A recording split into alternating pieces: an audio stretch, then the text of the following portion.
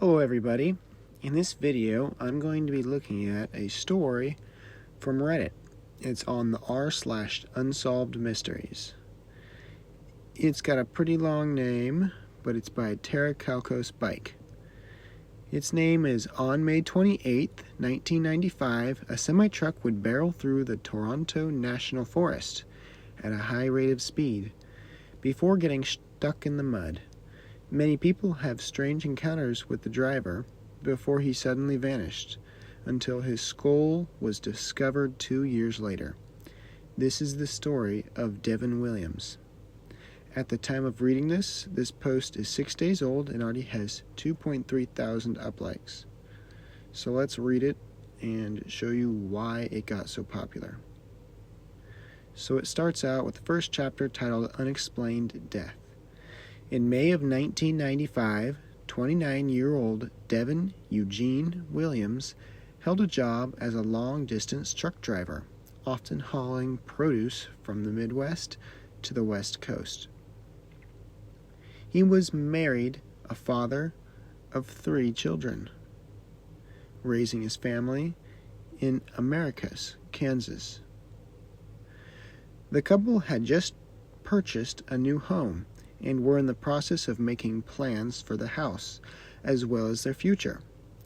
Devin's wife would later go on to say that this was the happiest point in their marriage, the spring right before he disappeared.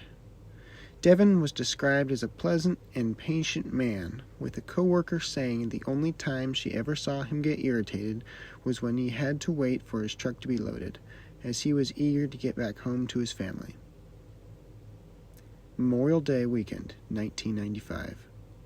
On Sunday, March 28, in Arizona's Toronto National Forest, the silence that nature provided was suddenly interrupted by the sounds of a 48-foot, 10-ton, 18-wheeler semi-truck barreling through the remote forest road.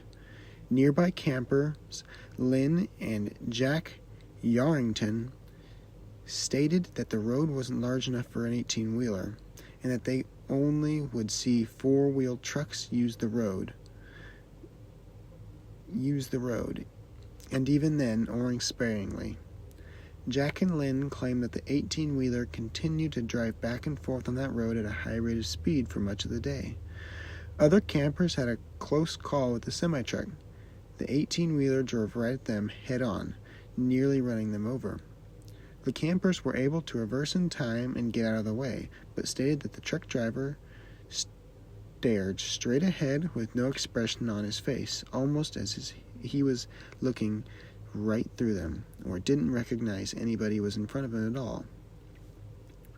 Later on in the day, a group of people having a picnic stumbled on the semi-truck, now stuck in the field. They left their vehicles to speak to the man standing next to the mirrored truck. One of the men in the group, named Charles Hall, asked the man how he got stuck in the mud. The man replied, "They made me do it." This prompted Charles to ask him, "What?" And the man muttered under his breath, "No, you can't help me out. I'll never get out of here. I'm going to jail." When Charles heard the man's mention jail, he thought something sinister might be going on, such as carjacking, hostage situation, or kidnapping.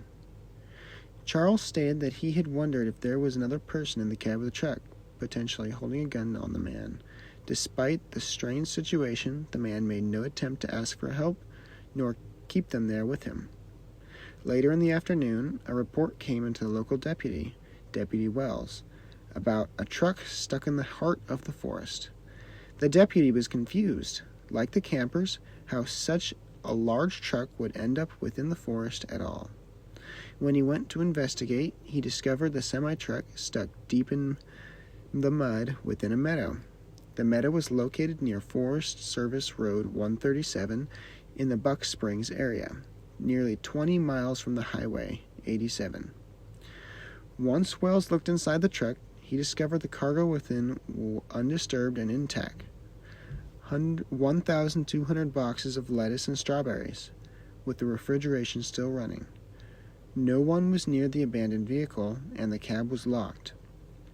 The deputies checked his national crime computer and learned that there were no reports submitted for either a missing truck nor a missing truck driver.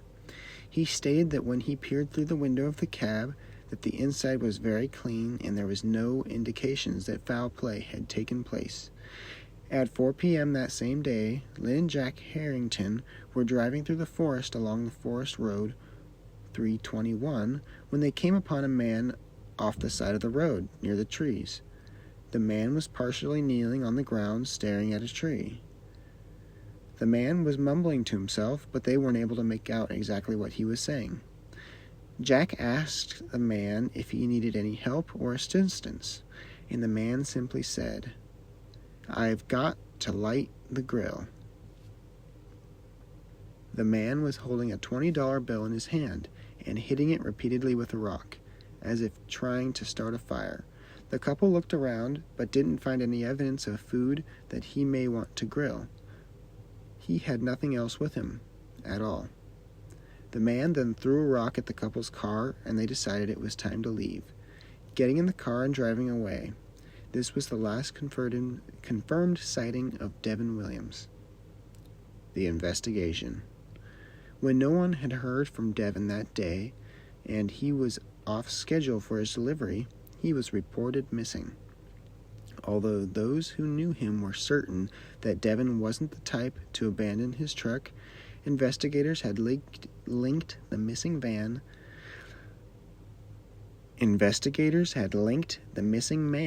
to the situation in Toronto National Forest.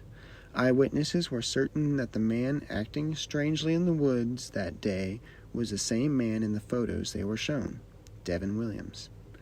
Investigators began to track Devin's movements leading up into his disappearance. They learned that Devin had left his home on May 23rd, heading west. This was a route he took many times. He successfully delivered his haul to California and reloaded his truck for his trip back to the Midwest. Devin spoke to his boss, Tom Wilson, that evening, with Tom stating later that everything seemed normal, that Devin was on time, and that everything was going seemingly well. On Saturday evening, May 27, Devin made his way into Kingman, Arizona.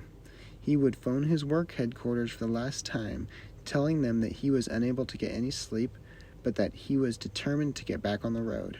After this, Devin was meant to arrive in Kansas City, Missouri, on Monday morning, but never made it out of Arizona.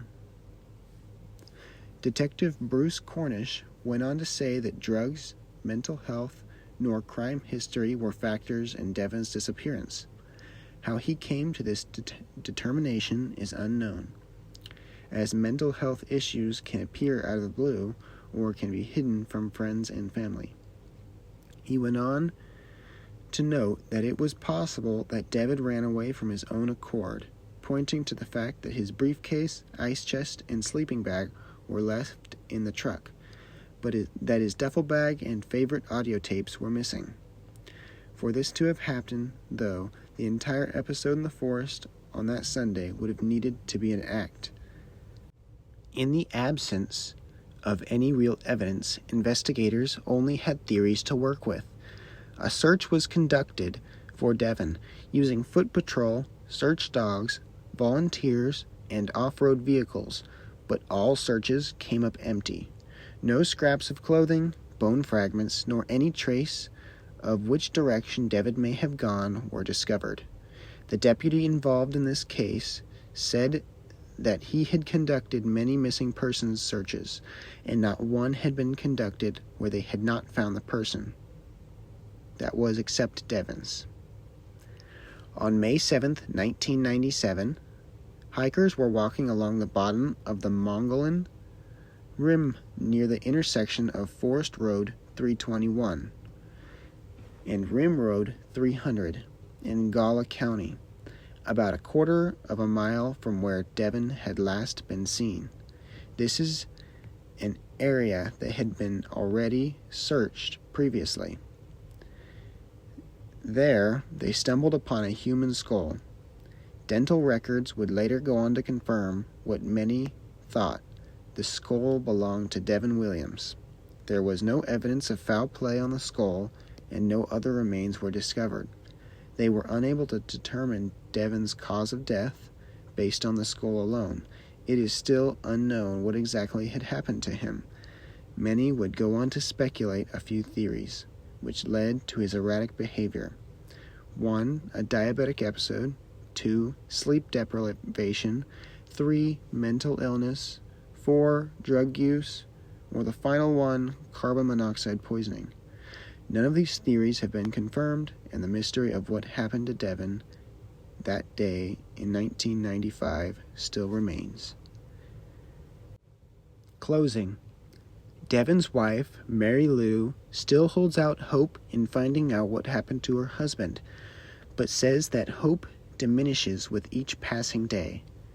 During the time of Devin's disappearance, but before the discovery of the skull, Mary Lou stated that her children had had a very rough time.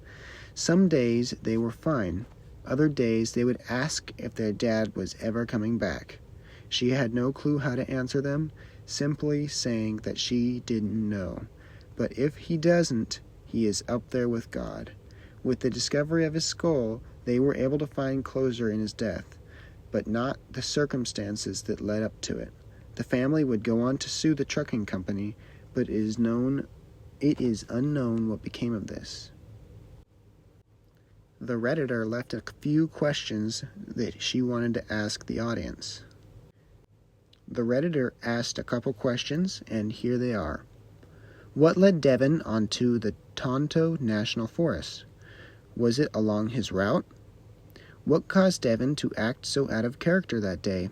It seems like he was very much out of touch with reality in those moments. Could it have been a mental health episode, drug use, or something others have often theorized like carbon monoxide poisoning? What was Devin's cause of death? Had he succumbed to the elements? His skull was found only a quarter mile from his truck. His truck was still functioning despite being stuck, and would have provided air conditioning and shelter. That will end this post. I hope you guys have enjoyed it. I want to make sure that it's known that I did not write this. I am just reading it from the Reddit post. I really enjoyed it and thought I would share it with other people. I hope you guys have enjoyed. If you have, please follow this person on Reddit and like their post. I'll leave a link in the description. It was a very good read, and I certainly enjoyed it and found it quite interesting. I'll see you guys all later. Goodbye.